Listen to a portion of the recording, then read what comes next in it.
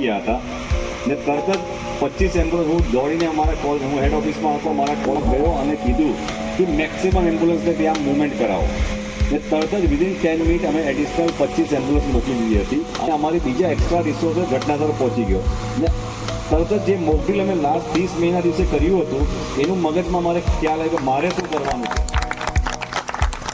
અમારે તરત જ અમારી એમ્બ્યુલન્સની ટીમ જરા જે બી બોડી રેસ્ક્યુ ટીમ મેમ્બર્સ હોય કે જે ફાયરની ટીમ હોય, ડિઝાસ્ટરની ટીમ હોય, જે બોડીઓ કાઢે છે એને તરત અમે હોસ્પિટલ પહોંચાડ્યા. એ દિવસે 175 લોકોને અમે પહોંચાડ્યા હતા. એમાં 20-22 જે બચી ગયા હતા, જે સ્ટુડન્ટ હતા એમને અને લોકલ જે બિલ્ડિંગમાં ત્યાં રહેતા હતા એમને બી પહોંચાડ્યા, જે બચી ગયા હતા.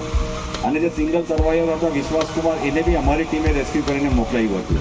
પણ જો આ અમે મોકડ્રીલ એક્સરસાઇઝ આપણે આજે કરી છે એ ના કરે, જ્યારે રિયલ ટીમ પહોંચી ગઈ હતી પણ મેં કમિટમેન્ટ કર્યું હતું હું પોતે આવીશ જ, એટલે આજે હું અહીં આવ્યો છું.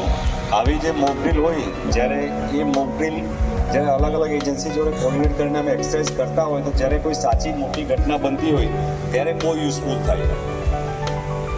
હું ખાલી સિમ્પલ એક ઉદાહરણ આપું છું કે 30 મેના રોજ ઓપરેશન સિલ્ડો એક મોકડ્રીલ થયું હતું શાહીબાગ સદર બજારમાં કે એર સ્ટ્રાઇક થાય ને મિસાઇલ અટેક થાય ત્યારે આપણે કેવી રીતના કામ કરવાનું છે.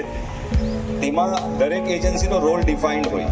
હવે એસા ઇમરજન્સી એમ્બ્યુલન્સ સર્વિસના મેનેજર તરીકે અમારો રોલ ડિફાઇન્ડ છે કે અમારે જે બી ઇન્જર્ડ, જે બી ઘાયલ વ્યક્તિ છે એ કાં તો જે બી ડેડ બોડીઝ છે એને ફટાફટ અમારે હોસ્પિટલ કાં તો ત્યાં પહોંચાડવાનું હોય.